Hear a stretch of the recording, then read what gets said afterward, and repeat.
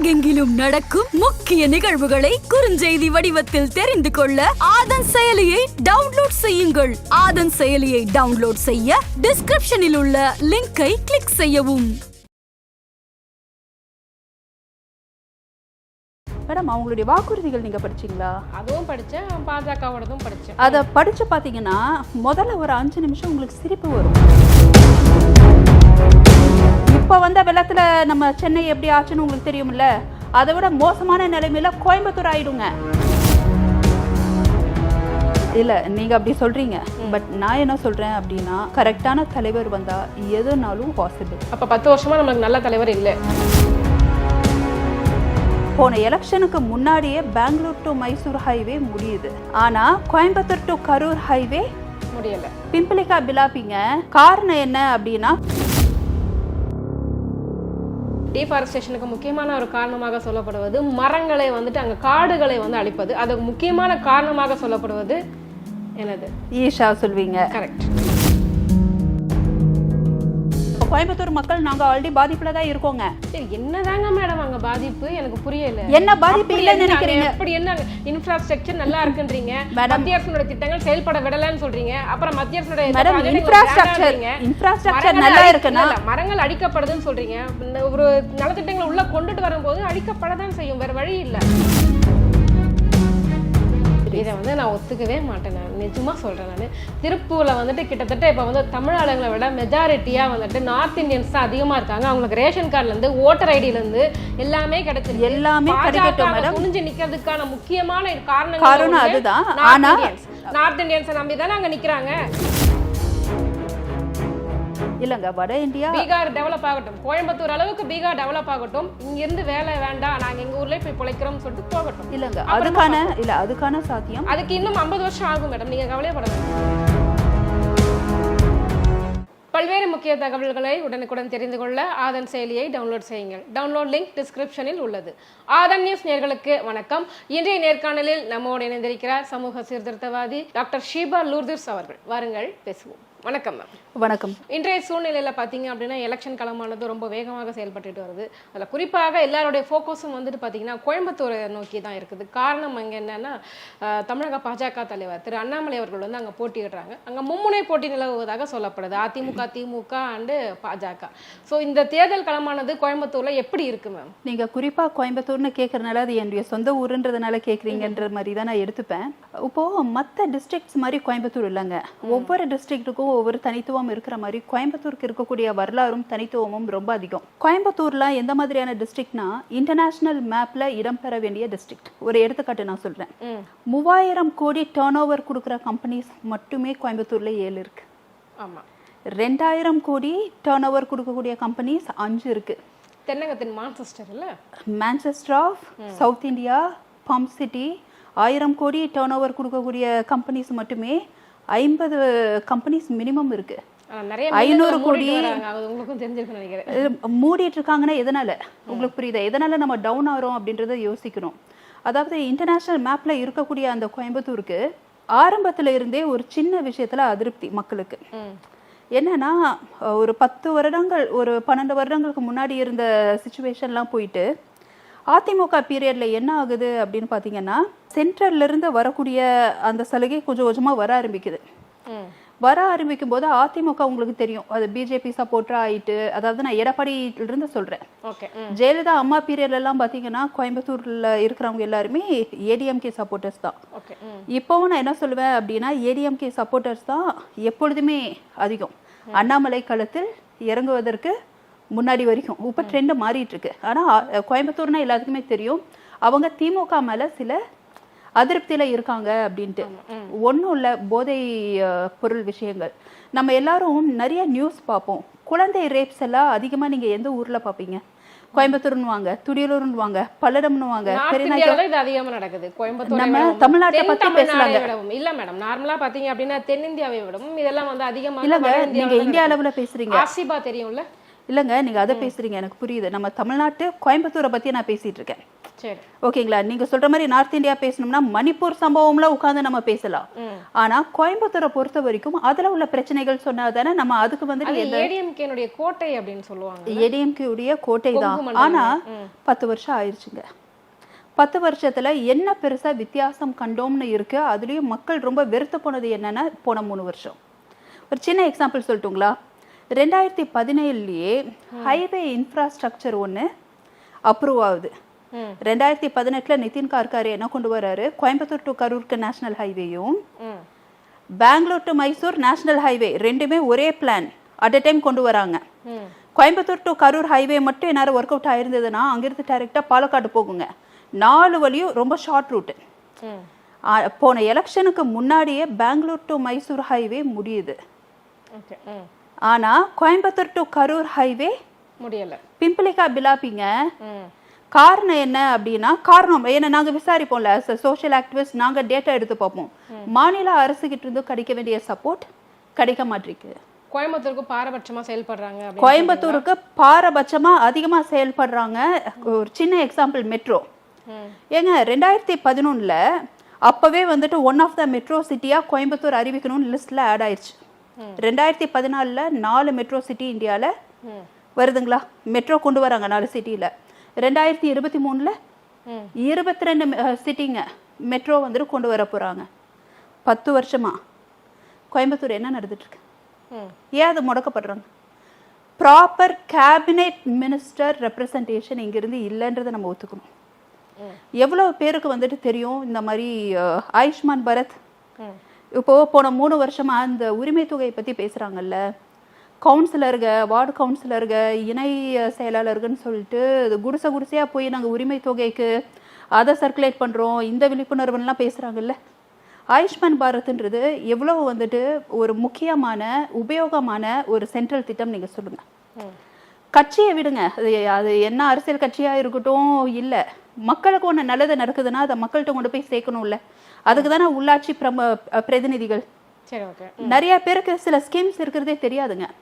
அப்போ கோயம்புத்தூர் மக்களை பொறுத்த வரைக்கும் என்ன ஆகுது அப்படின்னா பாக்குறாங்க, பாத்துக்கிட்டே இருக்காங்க. ஒரு கடத்துல பாத்தீங்க அப்படின்னா கோயம்புத்தூர் வந்துட்டு தமிழ்நாட்டுல இருந்து தள்ளி வைக்கப்பட்டிருக்கு, ஒதுக்கி வைக்கப்பட்டிருக்கு. அது இங்கிட்டும் ஒரு அமேசான் காட்டுக்குள்ள இருக்கு. அதுக்கான நலத்திட்டங்களே சொல்ற மாதிரி இல்ல. உண்மையாவே அது தனியா தனிமைப்படுத்தப்பட்டிருக்கு. ஏன் கொங்கு நாடுல மட்டும் பாத்தீங்க அப்படின்னா எல்லாரும் அங்க போய் போட்டி போறதுக்கு இவ்வளவு ஆர்வம் காட்டுறாங்க? காரணம் என்ன அப்படின்னு கேட்டீங்கன்னா, அண்ணாமலை அவர்களே அங்கதான் போய் போட்டி போடுவேன்னு ஏன் நிக்கிறாங்க? ஏன்னா அண்ணாமலைக்கு அங்க சப்போர்ட் அதிகம். கோயம்புத்தூர்காரங்களை பொறுத்த வரைக்கும் என்னன்னா, பிஜேபி கரெக்டான ஒரு ஸ்ட்ராட்டஜி ஃபாலோ பண்றாங்க. எந்த டிஸ்ட்ரிக்ட்ல டிஎம்கேல ரொம்ப ரொம்ப அதிருப்தின்னு தெரியுது. பிஜேபி எடுத்தோன்னா 100% வெற்றி தமிழகத்துல ஒரு எலெக்ஷன்ல அடைய முடியுமா? முடியாது. ஸ்ட்ராட்டஜிக்கலி இந்த ஒரு டிஸ்ட்ரிக்ட் டிஎம்கேனால அதிருப்தி. அடுத்து அதிமுகவுடைய செல்வாக்கு இன்னும் இருக்கு, வேலுமணியுடைய செல்வாக்கு, பழனிசாமியுடைய செல்வாக்கு இன்னும் இருக்கு. ஆனா மக்கள் என்ன ஆயிடுச்சுன்னா, அங்குட்டும் அதேதான் இங்கிட்டும் அதேதான். இருக்கிற தலைவர்கள் எவ்வளவு பேர் படிச்சிருக்கிறாங்க. ஒண்ணு சென்ட்ரல்ல இருக்கக்கூடிய அதே பார்ட்டியில இங்க ஒரு ரெப்ரசன்டேஷன் இருந்ததுன்னா எல்லா ஸ்கீம்ஸும் வந்துட்டு ஆல்ரெடி வந்துட்டு அலோகேட்டடுங்க. அங்க போய் கரெக்டா ரெப்ரசன்ட் பண்ணி அதை நடத்த வைக்கிறதுக்கு they need to be skilled. கரெக்ட்டுங்களா? ஆக்சுவலா நீங்க என்ன சொல்ல வரீங்க அப்படின்னா, இங்க வந்து ஒரு எம்பியோ கோயம்புத்தூர் சம்பந்தமா இருந்தாங்க அப்படின்னா அங்க போய் பேசுறதுக்கு கரெக்டா இருக்கும் அப்படின்னு சொல்ல வரீங்க இல்லையா? இது வரைக்கும் இல்லைங்களே. இருந்தவங்க என்ன பண்ணாங்க? முதல் மாதிரி இல்லைங்க. இப்போ கோயம்புத்தூர் ஏன் ஊருங்க? ஓகே, முதல்ல தண்ணி இருக்கலங்க. என்ன ஒரு சந்தேகம் அப்படின்னா, நீங்க சொல்றபடி பாத்தீங்க அப்படின்னா பாஜக சார்ந்த அந்த ஒரு ரெப்ரசன்டேட்டிவ் அங்க போனாதான் பேசுவாங்க அப்படின்னு சொல்றீங்க. அவங்க தானே சென்ட்ரல்ல இருக்காங்க. இல்ல ஒரு திராவிட கட்சிகள், ஒரு திமுகவோ அதிமுகவை சேர்ந்த யாரோ அங்க வின் பண்ணி அங்க போனாங்கன்னா அவங்க பேச மாட்டாங்க. இது வரைக்கும் வின் பண்ணி இருந்திருக்காங்கல்ல. அதாவது நம்ம புதுசா நடக்க போறத பத்தி பேசல. இது வரைக்கும் நடந்தது என்னங்க? 10 வருஷமா ஏன் இதெல்லாம் பெண்டிங்ல இருக்கு? இப்போ இல்ல அதிமுக எம்பிக்கள் வந்துட்டு இருந்தாங்க. காவிரி பிரச்சனை வரும்போது பாத்தீங்க அப்படின்னா கிட்டத்தட்ட ஒரு 3 நாட்கள் வந்துட்டு அங்க பார்லிமெண்ட் நடக்க விடாம அங்க முடக்கி தங்களுக்கான உரிமையை வந்து மீட்டு கொடுத்தாங்க காவிரி இஷ்யூல. ஒன்று விஷயம் அந்த மாதிரி பண்ணாங்க. அதனாலதான் அதிமுகவுக்கு கோயம்புத்தூர்ல செல்வாக்குன்னு நான் சொல்றேன். ஆனா அண்ணாமலை உள்ள இறங்கின உடனே மக்களுக்கு எப்படின்னா, இவ்வளவு வருஷம் திராவிட ஆட்சி, அதே டெரரிசம், யாருமே தமிழ்நாட்டில் மறக்க முடியாத விஷயம் கோயம்புத்தூர் பாம் பிளாஸ்ட். அங்கே எப்படி வந்துட்டு நம்ம ஆந்திர பிரதேஷ் அது இது ஹைதராபாத் பாம் பிளாஸ்ட்னு சொல்கிறோமோ, மறக்க முடியாத ஒரு விஷயம் பாம் பிளாஸ்ட் கோயம்புத்தூர். கோயம்புத்தூர் எப்பயுமே ரொம்ப சென்சிட்டிவான ஒரு ஏரியா. அது சென்சிட்டிவான மக்கள், சென்சிட்டிவான ஏரியா மட்டும் இல்ல, சென்சிட்டிவான மக்கள். நீங்க பேசுற தோரணையில இருந்து, உங்களுடைய பாடி லாங்குவேஜ்ல இருந்து அந்த ஒரு ரெஸ்பெக்ட், அந்த டிக்னிட்டி, படிப்புக்கு இம்பார்ட்டன்ஸ் கொடுப்பாங்க. நீங்க வந்துட்டு டாப் காலேஜஸ் லிஸ்ட் எடுத்து பாருங்களேன், அதிகமா அந்த இன்ஜினியரிங் ஆர்ட்ஸ்னு படிப்பு ஓரியன்டா இருக்கக்கூடிய காலேஜ் கோயம்புத்தூர். ஆனா கோயம்புத்தூர்ல வேலை செய்யறாங்கல்ல ஐடி கம்பெனிஸ் எல்லாம் இருக்குங்க, எல்லாமே காஸ்ட் கட்டிங் சென்டர்ஸ். அப்படின்னா என்ன தெரியுங்களா? இங்க லோக்கல்ல இருக்கவங்க தான் எப்படி வேலைக்கு செய்வாங்க, அப்ப சேலரி எப்படின்னா காஸ்ட் கட்டிங் சேலரி. சென்னையில இருக்கிற மாதிரியோ பெங்களூர்ல இருக்கிற மாதிரியோ அங்க சேலரி இருக்காது. அங்க காஸ்ட் ஆஃப் லிவிங்கும் ரொம்ப அதிகம் தான். ஆமாங்க, ஆனா காஸ்ட் கட்டிங் சென்டர்ஸ். அப்ப என்ன பண்றாங்க, கோயம்புத்தூர்ல வேலை கிடைத்தாலும் அங்க உள்ள ஐடி கம்பெனியை விட்டுட்டு அதே ஐடி கம்பெனி சென்னையில பிரான்ச் வச்சிருப்பான், பெங்களூர்ல பிரான்ச் வச்சிருப்பான், ரீலோகேட் ஆறாங்க. அப்பதான் சம்பளம் அதிகமாகும்ட்டு. ஐடி காரிடார் இஸ் மிஸ்ஸிங் தேர். சென்னையிலேயே அப்படிதாங்க பண்ணிட்டு இருக்காங்க. சென்னையில இருந்து நிறைய பேர் வந்து ஐடில வேலை பாக்குறாங்க, பெங்களூர் போகணும் தான் நினைக்கிறாங்க, இங்க வந்து அப்ராட் போகணும் தான் நினைக்கிறாங்க. நான் டெக்னோக்ரேட். ஒரே நிமிஷம் மேடம், ஊரு போய் சம்பாதிக்கணும். ஒரே நிமிஷம், நான் டெக்னோக்ரேட். ஐடில சென்னையில எவ்வளவு நான் சம்பாதிச்சேன், கோயம்புத்தூர்ல இருக்கும்போது இப்போ அந்த லெவலில் கோயம்புத்தூர்ல எவ்வளவு சம்பளம் வாங்கிட்டு இருக்காங்கன்னு தெரியும். வெளிநாட்டு மோகத்துல வெளிநாட்டுல போய் அதிகமா பணம் சம்பாதிக்கணும் அப்படின்னா அந்த மனநிலையும் இது வேற. நீங்க சென்னையிலயோ பெங்களூர்லயோ வாங்குற பணத்தோட அவங்களுடைய கரன்சியில, இப்போ நீங்க வந்து யூரோப்புக்கு போறீங்கன்னா இன் டர்ம்ஸ் ஆஃப் யூரோ, அவங்க கரன்சியில அது வந்துட்டு 5 மடங்கு அதிகம். See, you can't compare between two districts. வெளிநாடுனா அதனுடைய சம்பளமே வேற. இங்க 2 லட்சம் வாங்கிட்டு இருக்கானா அங்க 6 லட்சம் வாங்குவா மேடம் அவன். உங்களுக்கு புரியுதுங்களா? அது வேற சினாரியோ. கோயம்புத்தூரை பொறுத்த வரைக்கும் காலேஜஸ் பாருங்க, என்ஜினியரிங் எல்லாம் அவ்வளவு காம்படேட்டிவா அங்க உள்ள சில பேருக்கு நான் சொல்ல விரும்பல, ஏன்னா அது நம்ம ஏதோ அந்த காலேஜஸ்க்கு ப்ரொமோட் பண்ற மாதிரி இருக்கும். ஆனா எல்லாத்துக்குமே தெரியும் என்ஜினியரிங் ஆர்ட்ஸ். ஆனா அண்ணாமலையுடைய தேர்தல் வாக்குறுதி மக்கள் பாக்குறாங்க, டிஎம்கே உடைய தேர்தல் வாக்குறுதியும் பாக்குறாங்க, அதிமுகவுடைய தேர்தல் வாக்குறுதியும் பாக்குறாங்க. அதிமுக தேர்தல் வாக்குறுதிக்கும் டிஎம்கே தேர்தல் வாக்குறுதிக்கும் பெரிய வித்தியாசம் இல்லை. ஆரம்பத்துல இருந்தே அவங்க எப்படிதான் டிட்டோ கொஞ்சம் கொஞ்சம் நான் இதை பண்ணேன் இதை பண்ணல, அவங்க அதை பண்ணாங்க இது பண்ணல. பிஜேபி உடைய வாக்குறுதிகள் நிஜமாக்கப்படும்னு மக்கள் நம்புறாங்க. ஒரு சின்ன எக்ஸாம்பிள், அவங்க சொல்றது எல்லாமே சென்ட்ரல் சார்பா என்னென்ன பண்ண முடியுமோ அதை தான் சொல்றாங்க. டிஎம்கே சொல்றது ஓவர் த நைட் நான் வந்துட்டு பெட்ரோல் விலையை கம்மி பண்ணிடுவேன். மேடம் அவங்களுடைய வாக்குறுதிகள் நீங்க படிச்சீங்களா? அதுவும் படிச்சேன், பாஜகவோடதும் படிச்சேன். அதை படிச்சு பாத்தீங்கன்னா முதல்ல ஒரு 5 நிமிஷம் உங்களுக்கு சிரிப்பு வரும். ஃபர்ஸ்ட் நம்ம வாக்குறுதிகள்லாம் எவ்வளவு கொடுத்துருக்காங்க மேடம்.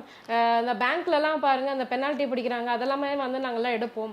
விவசாயிகளுக்கான கடன் தள்ளுபடி இருக்குன்றாங்க, மாணவர்களுக்கான கடன் தள்ளுபடி இருக்குன்னு சொல்றாங்க மேடம். இப்போ அவங்க இதுக்கப்புறம் புதுசா அண்ணாமலை மாதிரி புதுசா ஏதோ ட்ரை பண்ணி வராங்கன்னா அவங்க இதெல்லாம் பேசலாம். போன 3 வருஷமா அவங்க சொன்ன நலத்திட்டம், எக்ஸிக்யூட் பண்ண நலத்திட்டமே ஃபர்ஸ்ட் ஒழுங்கா முடிக்கட்டும். புதுசா அவங்க வந்து இப்போ அண்ணாமலை புதுசா வராரு, இல்ல பிஜேபில எல்லாம் அவங்க அறிவிச்ச நல்ல திட்டங்கள் எல்லாம் ஃபுல்லா நிறைவேற்றிட்டாங்களா மோடி அவர்கள்? அதாவது நீங்க மோடியில இருந்து சென்ட்ரல்ல இருந்து நம்ம ஸ்டேட்டுக்கு வர்ற திட்டத்தை பத்தி பேசுறீங்க. நான் என்ன யோசிக்கிறேன் அப்படின்னா, ஸ்டேட் ஒழுங்கா இருந்துட்டு சென்ட்ரல் ஒழுங்கா இல்லையா நம்ம சொல்லலாம். 10 வருஷமா வந்துட்டு பிஜேபி தான் ஆட்சியில இருந்தாங்க. அவங்க கொடுத்த முதல் வாக்குறுதி என்ன அப்படின்னா 2 கோடி இளைஞர்களுக்கு வேலை வாய்ப்பு தரும் அப்படின்னு சொன்னாங்க. உண்மையிலே 2 கோடி இளைஞர்களுக்கு வருஷத்துல வேலை வாய்ப்பு கொடுத்தாங்களா மேடம்? இப்ப இவங்களும் வாக்குறுதிகள் 100% முடிக்கலன்னா, ஒரு நிமிஷம், அவங்களும் 100% முடிக்கலன்னா ஈக்குவல்னு நம்ம பேச முடியாது. சரி, கோயம்புத்தூர் தளம் ஏன் அண்ணாமலையை நோக்கி அதிகமா போயிட்டு இருக்குன்றதை நம்ம யோசிக்க முடியும். அரசியல்வாதினாலே நான் ஆரம்பத்துல இருந்து என்ன சொல்வேன், நான் அரசியல்வாதி கிடையாது. Corruption is there everywhere. Where there is no corruption lies the true politician. அதாவது ட்ரூ பொலிட்டீஷியன் நீங்க பாத்திருக்கீங்களா? காமராஜருக்கு அடுத்து யாரை பார்த்திருக்கோம் நம்ம? புரியுதுங்களா? Politicians are politicians. குறை சொல்லணும்னா நம்ம எல்லாத்தையுமே குறை சொல்லலாம். ஆனா இப்ப கோயம்புத்தூருடைய நிலைமை என்ன? What is their infrastructure? Madam இருக்கிற மரங்கள் செடி கொடிகள்லாம் காணோம். எல்லாத்தையும் வந்து இப்போ அடுத்த வெள்ளம் வந்ததுன்னு வைங்க, இன்னும் அந்த ஏரியால வெள்ளம் வரலங்க. இப்ப வந்த வெள்ளத்துல நம்ம சென்னை எப்படி ஆச்சுன்னு உங்களுக்கு தெரியும்ல, அதை விட மோசமான நிலைமையில கோயம்புத்தூர் ஆயிடுங்க. தூத்துக்குடியே அந்த தென் மாவட்டங்கள்ல ஆச்சுலங்க. புரியுதுங்களா? அந்த மாதிரி நிலைமையில இருக்குங்க. இப்ப எங்க ஊர்ல எல்லாம் தண்ணி பஞ்சமா நாங்க பார்த்தது இல்லைங்க. நான் சென்னைக்கு வந்துட்டு பல வருடங்களுக்கு முன்னாடி, ஓகேங்களா, நான் சென்னை வரும்போது பயந்து வருவாங்க. ஐயோ ஏதோ தண்ணி பிரச்சனைன்றாங்க, தண்ணி பஞ்சம்ன்றாங்க, மெட்ரோ வாட்டர்ன்றாங்க, குடத்தை. நாங்கெல்லாம் படத்துல தாங்க அதெல்லாம் பார்ப்போம். கோயம்புத்தூர்ல இந்த சிறுவாணி தண்ணி இருக்கு பாத்தீங்களா, அப்படி நாங்க வந்துட்டு ஒரு சுகவாசியா இருந்தவங்க அங்க. இப்போ எங்க கிடைக்குது? சிறுவாணியே ஏங்க கிடைக்குது. தண்ணி கிடைக்கலங்க. பல ஏரியாக்கள்ல தண்ணி தட்டுப்பாடு. அத்திக்கடவு திட்டம் கிடப்புல போட்டிருக்கு. சரி, எதனால கிடப்புடுச்சு நீங்க சொல்லுங்க. அத்திக்கடவு திட்டம் பல வருஷமாவே கிடப்புல தான் போட்டிருக்கு. நீங்க ஒத்துக்கிறீங்களா? அதிமுகவும் திமுகவுமே சரி, ரெண்டு கட்சிகளுக்குமே ஒரு அரசியல். உங்களுக்கு புரியுதுங்களா? மக்கள் அதான் பாத்துட்டு இருக்காங்க மேடம். டீஃபாரஸ்டேஷன் ஒரு பக்கம். நான் கோயம்புத்தூருக்கு போகும்போது டீஃபாரஸ்டேஷன் அப்படின்னு எடுத்துக்கிட்டீங்க அப்படின்னா, நான் வெளிப்படையா சில விஷயங்களை வந்து நான் பேசணும்னு நினைக்கிறேன். பட் அது பேசினா சரி வருமானு தெரியல. டீஃபாரஸ்டேஷனுக்கு முக்கியமான ஒரு காரணமாக சொல்லப்படுவது மரங்களை வந்துட்டு அங்க காடுகளை வந்து அழிப்பது. அதுக்கு முக்கியமான காரணமாக சொல்லப்படுவது என்னது? ஈஷா சொல்வீங்க. கரெக்ட். நான் மேடம் நீங்க யோசிப்பீங்க, நான் சொல்லிடுவேன். ஏன்னா யாரு கேள்வி கேட்பா? நான் பப்ளிக், கரெக்டுங்களா? என் மைண்ட்ல உள்ளதை சொல்லிடுவேன். இம்மா கோயம்புத்தூரியன். யானை உடைய அனிமல் எல்லா வழித்தடங்களையுமே எல்லாத்தையுமே மறைச்சு மேடம். ஃபென்சிங் இன்னொன்னு கோர்ட்ல கேஸ் போயிட்டு இருக்கு. நிறைய அனிமல் ஆக்டிவிஸ்ட் அதுல இன்வால்வ் ஆகியிருக்காங்க. அதுல ஒண்ணு என் ஃபவுண்டேஷன், இன்க்ளூடிங் மீ. கோயம்புத்தூரியனா இருந்து நாங்கள் அதை இது பண்ணிட்டு இருக்கோம், அட்டாக் பண்ணிட்டு இருக்கோம். ஓகேங்களா? எங்களுடைய பங்கும் இருக்கு. அதனால நான் அது இல்லைன்னு சொல்லலை. கோயம்புத்தூர் நாங்கள் முதல்ல போகும்போதுங்க எனக்கு அது உதட்டில் வெடிச்சு போயிடுங்க. ஏன் சொல்லுங்க? பனி பயங்கரமா இருக்கும். முடியாது, 1/4 கிலோ சாக்ஸ் போடாம வைக்க முடியாதுங்க. ஊட்டி மாதிரி இருக்குங்க. இப்போ நாங்கள் போய் உட்காந்தா என் டிக்கி சுடுதுங்க, கொதிக்குதுங்க. அதாவது டிஃபரன்ஸ் என்னன்னா, காலநிலை மாற்றம் நடக்குது. அதை நம்ம வந்துட்டு இல்லைன்னு சொல்ல முடியாதுங்க. ஆனா மரங்கள் எல்லாத்தையும் பண்ணிட்டு சென்னை மாதிரி வந்துட்டு கோயம்புத்தூர், எங்க Coimbatore is 3rd biggest city இன் தமிழ்நாடு, ஒத்துக்கணும் நம்ம. அதை இப்போ சென்னை மாதிரி மாத்துறேன்னு சென்னை மாதிரி ஏதாவது இம்ப்ரூவ்மெண்ட்டாக மாற்றணும். புரியுதுங்களா? சென்னையில் இப்போ வந்துட்டு டாப் விஐபிஸ்லாம் இருக்காங்க, நாங்கள் அங்கே ரோடு போடுறாங்க. இன்னும் ரோடு சரியில்லைங்க, நான் காட்டுறேங்க.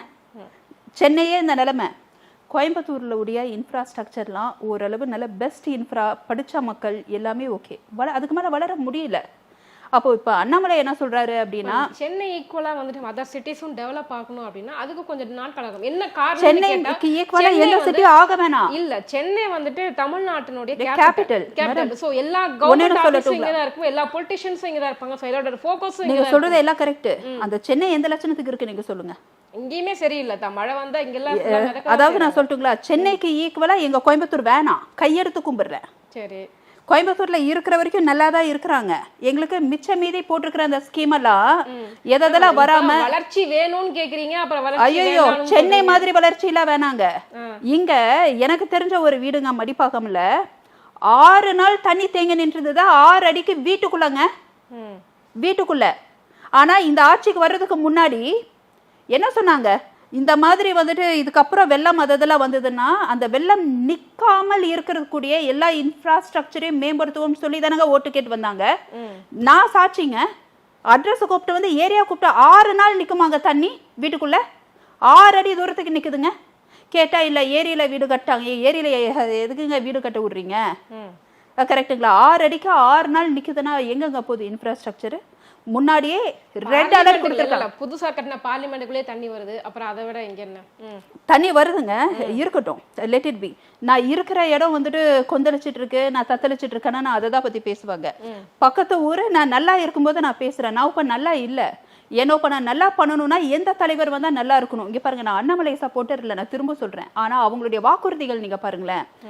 கோயம்புத்தூரை பொறுத்த வரைக்கும் சைல்ட் ரேபிசம் ரொம்ப அதிகம், டெரரிசம் ரொம்ப அதிகம். நிறைய நீங்க நியூஸ் புரட்டினீங்க அப்படின்னா நீங்க மற்ற தென் மாவட்டங்கள் அது இதெல்லாம் பேசலாம். இப்போ வர வர வந்துட்டு நம்ம சென்னை பாண்டியே போயிட்டு இருக்கு. ஆனா கோயம்புத்தூர்ல அந்த மக்களிடையே ரொம்ப வருடமாக நிறைய சில சினாரியோலாம் இருக்குங்க. சைலேந்திர பாபு என்கவுண்டர் பண்ண சம்பவம்லாம் நான் காலேஜ் படிச்சுட்டு இருக்கிறேன். ஸ்கூல் குழந்தை அந்த வேனு, இப்போ சமீபத்தில் பெரியநாய்க்காம்பாளையம்ல 3 வயசு குழந்தை, துடியலூர் 3 வயசு குழந்தை, அங்கெல்லாம் பார்த்தீங்கன்னா அவ்வளோ நிரம்பி இருக்கும். இவங்க வாக்குறுதியில் நான் வந்துட்டு என்சிபியுடைய ஒரு பிரான்ச்சை கொண்டு வரேன்றாங்க. எல்லாம் முக்கால்வாசி என்னன்னா ட்ரக் இன்ஃப்ளூயன்ஸில் நடக்கக்கூடிய கிரைம். என்சிபியை கொண்டு வரேன்னு இவங்க சொல்லும்போது சென்ட்ரலில் இருக்கக்கூடியவங்கனால முடியக்கூடிய வாக்குறுதி. நீங்கள் அதை படிச்சீங்கன்னா இவங்களால முடியாததுன்னு எதுவுமே இல்லை. மேபி இந்த டைம்குள்ளே முடிக்கிறேன்னு சொல்கிறது வேணால் சேலஞ்சிங்காக இருக்கும். 100 வாக்குறுதி 500 நாள் சொல்கிறது வேணால் ஒரு சேலஞ்சிங்காக இருக்கும் சில வாக்குறுதிகளுக்கு. ஆனால் இது எல்லாமே பண்ணக்கூடியது. அதாவது நான் திமுகவுக்கும் இதுக்கும் கம்பேர் பண்ணுறோம். என்ஐஏ கொண்டு வராங்க, நேஷ்னல் இன்வெஸ்டிகேஷன் அத்தாரிட்டி. அப்போது கோயம்புத்தூர் மக்கள் எதுக்கு சேஃபாக இருப்பாங்கன்னா டெரரிசம், பாம் பிளாஸ்ட்டு. இன்னும் வந்துட்டு அந்த விஓசி பார்க் பாம் பிளாஸ்ட் சம்பவத்தை நிறையா மக்கள் இன்னும் மறக்கலை. அந்த பாதிப்பை இருந்துக்கிட்டு தான் இருக்குது. இன்னொன்று, கோயம்புத்தூர்லேருந்து சென்னை போய் தான் பல இன்டர்நேஷ்னல் கண்ட்ரீஸ்க்கு ஏர்போர்ட்டில் ட்ராவல் பண்ணுற மாதிரி நிலைமை. அதை நான் வந்துட்டு இன்டர்நேஷ்னலைஸ் பண்ணுறேன் அப்படின்னு சொல்கிறது கோயம்புத்தூரியன்ஸ்க்கு ஒரு பெரிய வரப்பிரசாதங்க. இதை ஸ்டேட் நினச்சா பண்ண முடியாது. ஏர்போர்ட் எல்லாமே வந்து மத்திய அரசு கண்ட்ரோல்ல தான் மேடம் இருக்கு. அதாங்க, அதனாலதான் சொல்றேங்க, மத்திய அரசு யார் கையில இருக்கோ அவங்கள ரெப்ரசன்டேஷன் கோயம்புத்தூர்ல இருந்ததுன்னா. சொல்றேன் மேடம், அம்பானி வீட்டு மேரேஜ் நடந்தது, குஜராத் ஏர்போர்ட்டை வந்துட்டு ஒரு 10 நாளைக்கு வந்து இன்டர்நேஷனல் ஏர்போர்ட்டா மாத்தி வச்சிருந்தாங்க. அவங்க நினைச்சாங்கன்னா என்ன வேணாலும் பண்ணுவாங்க. அதுக்கு ஒரு எக்ஸாம்பிள் தான் அது. சரிங்களா? அதனால குஜராத் மக்களுக்கு என்ன இழப்பாச்சு சொல்லுங்க? இழப்பு என்னாச்சு? நீங்க நினைச்சீங்கன்னா 10 நாள் ஒரு ஏர்போர்ட்டை வந்து இன்டர்நேஷனல் ஏர்போர்ட்டா மாத்தி வைப்பீங்க. ஆட்சி அவங்க கிட்ட இருக்கு, அதனால மக்களுக்கு என்ன இழப்பாச்சு இருக்கு? அவங்க என்ன வேணாலும் அவங்க நினைச்சா என்ன வேணாலும் பண்ணுவாங்க. திமுக கையில ஆட்சி இருக்கு அப்படின்னு சொல்லிட்டு நான் ஒரு சின்ன எக்ஸாம்பிள் போன காணொலியில சொல்லியிருந்தேன். நம்ம அந்த ரிப்பப்ளிக் டே அன்னைக்கு பரேட்லாம் போறாங்க, உங்களுக்கு புரியுதுங்களா? மற்ற அமைச்சர்கள் போட்டோ பேர் எதுவுமே இருக்காது மற்ற அமைச்சரவையில. இந்த உதயநிதியுடைய அமைச்சரவை இருக்கு பாருங்க, அந்த ஸ்டேடியம் மாதிரியான ஒரு செட்டப்லாம் போட்டு கிராண்டா பண்ணி அவங்க போட்டோலாம் போட்டு, ஏங்க இது இவங்களுடைய தலைமை இவங்களுடைய அதிகாரத்துல இருக்குன்றதுனால இவங்க என்ன வேணாலும் பண்றாங்கன்னா, எங்க அரசியல எதுக்குங்க ஒருத்தர் போறாங்க? தனக்கு அதிகாரம் வேணும்னு தானே போறாங்க. ஆனா நீ என்ன வேணாலும் பண்ணு, மக்களுக்கு பாதிப்பு வருதான்னு பாக்கணுங்க. இப்ப கோயம்புத்தூர் மக்கள் நாங்க ஆல்ரெடி பாதிப்புல தான் இருக்கோங்க. சீன் ஆயிருச்சுங்க. என்னதாங்க மேடம் அங்க பாதிப்பு? எனக்கு புரியல. என்ன பாதிப்பு இல்லன்னு நினைக்கிறீங்க? அப்படி என்ன இன்ஃப்ராஸ்ட்ரக்சர் நல்லா இருக்குன்றீங்க, மத்திய அரசோட திட்டங்கள் செயல்பட விடலன்னு சொல்றீங்க. அப்புறம் மத்திய அரசோட இன்ஃப்ராஸ்ட்ரக்சர் நல்லா இருக்குன்னா மரங்கள் அழிக்கப்படுதுன்னு சொல்றீங்க. ஒரு நலத்திட்டங்களை உள்ள கொண்டுட்டு வரும்போது அழிக்கப்படதான் செய்யும், வேற வழி இல்ல. இப்ப நடுவுல ஒரு மரம் இருந்துச்சுன்னா அதை தாண்டி தான் நம்ம மேம்பாலம் கட்ட முடியும். மேடம் நீங்க ஒரு மரம் 2 மரம் பேசுறீங்க, அங்க மெட்ரோ வரதான் போகுது, அங்கேயும் நல்லா மரங்கள் அழிக்கதான் போகுது. மேடம் நீங்க சொல்றது அர்பன் ஏரியா, நான் சொல்றது ரூரல் ஏரியா. எல்லாரும் கோயம்புத்தூர்னா எல்லாம் வந்துட்டு அர்பன் ரிலேட்டட் ரெப்ரசன்டேஷன் மட்டும் தான் பேசுறீங்க. அர்பன்னா நீங்க சொல்ற மாதிரி மெட்ரோ சிட்டி. கோயம்புத்தூர்ல 50% ரூரலான ஒரு இடமும் இருக்கு. அங்கேயே உள்ள காடுகள் அழிக்கப்பட்டா எப்படி இருக்கும்? இப்ப சென்னை மேடம், சென்னையில இருந்து தள்ளி திருவள்ளூர் போறோமா, கும்டிப்புடி போறோமா, ஓரளவு கிரீனரி இருக்குமா? கோயம்புத்தூரை பொறுத்த வரைக்கும் ரூரல் அப்படியே போங்க, ரூரல் நல்லா இன்டெப்த் போங்க, அங்கேயே டிஃபாரஸ்டேஷன் நடக்குது. இப்ப நீங்க சொல்றீங்களா மெட்ரோ, எங்க மேடம் மெட்ரோ போடுவான்? கிராமத்துல இருந்து மெட்ரோ போடுவாங்களா? சிட்டி மெயின்ல இருந்து போடுவாங்க. மிஞ்சி மிஞ்சி போனா காந்திபுரம்ல இருந்து RS-புரம்ல இருந்து தடகம் ரோடு கனெக்டிவிட்டிக்கு போடுவாங்க. கரெக்டுங்களா? யாரும் உள்ள போய் மேட்டுப்பாளையம் ரோட்ல ஒரு காட்டூர்னு ஒரு பகுதி இருக்குன்னு அங்க இருந்தா போடுவாங்க. ரூரல் ஏரியா பாதிக்கப்படுது மேடம். அங்கதான் நமக்கு வந்துட்டு கண்ணீர் வருது. இம்ப்ரூவ்மெண்ட் ஆகும்போது நீங்க சொல்ற மாதிரி டிஃபாரஸ்டேஷன் நடக்கலாம், கிராமங்களே வந்துட்டு பாலா போகக்கூடாது. தண்ணி தட்டுப்பாடு நடக்குது. இப்போ இந்த தஞ்சாவூர் சில இந்த தென் மாவட்டங்கள்லாம் பார்த்தீங்கன்னா தண்ணி இல்லாமல் விவசாயம்லாம் பாதிக்கப்படுது இல்லை மேடம்? அந்த நிலைமை கோயம்புத்தூருக்கு ஆரம்பிச்சு கொஞ்சம் மாசமா நடந்துட்டு இருக்கு மேடம். மேம் அதுக்கு இன்னொரு ரீசன் சொல்லுவாங்க, அந்த சூயஸ் திட்டம் அப்படின்னு சொல்லிட்டு வீடு வீட்டுக்கும் வந்துட்டு மீட்டர் வச்சுக்கிட்டு வராங்க. நீங்க கோயம்புத்தூரால உங்களுக்கு நல்லாவே தெரிஞ்சிருக்கும். தெரியும். எங்க வீட்லயுமே கூட அந்த வீட்டுல மீட்டர் வச்சிருக்காங்க. நம்ம எவ்வளவு தண்ணி யூஸ் பண்றோமோ அவ்வளவுக்கு மீட்டர் ஓடும். அதுக்கான காசு நம்ம பே பண்ணணும், நம்ம கொடுக்கணும். மழை தண்ணியை கூட சேகரித்து நம்ம யூஸ் பண்ணணும் அப்படின்னா அதுக்குமே மீட்டர் உண்டு. சரிங்களா? ஸோ மழை தண்ணி இயற்கையாக கிடைக்கக்கூடிய மழை தண்ணியை கூட சேமித்து வச்சு நம்ம யூஸ் பண்ணுறதுக்கு அதுக்கும் நீங்கள் மீட்டர் போட்டு தான் வச்சுருக்கிறீங்க. கோயம்புத்தூரை பொறுத்த வரைக்கும் பார்த்தீங்க அப்படின்னா நிறைய ரூரல் ஏரியாவில் ஃபுல் அண்ட் ஃபுல் இந்த வீட்டுக்கு பைப்பு கொடுத்துருப்பாங்க. ஃபுல்லாக டேங்க் இருக்கும், இந்த டேங்க்லேருந்து பைப்பு போகும். அவங்க வந்து மீட்டர் வச்சுருக்காங்க. இதனால் வீட்டு வாடகை உயரும்னு சொல்லியிருக்காங்க. மீட்டர் போட்டு தான் யூஸ் பண்ணீங்க அப்படின்னா ஒரு குடத்துக்கு இவ்வளோ தண்ணின்னு சொல்லுவாங்க. சரிங்களா? இந்த திட்டத்துக்கு கடுமையான எதிர்ப்பு வந்துச்சு. இந்த திட்டம் கொண்டு வந்தது யாருன்னு நினைக்கிறீங்க? Madam central. நீங்க அக்கறையா பேசுறீங்க, இந்த மாதிரி திட்டங்களை ஏன் கொண்டு வரணும்? மக்கள் மத்தியில ஏன் இப்படி சுமையசம் இல்லங்க? இப்போ சென்ட்ரல் ஒரு 100 திட்டம் கொண்டு வராங்கன்னா 100மே நம்ம வந்து சப்போர்ட் பண்ணணும்ட்டு இல்லை. நல்லா புரிஞ்சுக்கோங்க. நம்ம சென்ட்ரலுக்கு நான் பிஜேபி சப்போர்ட்டர் கிடையாது.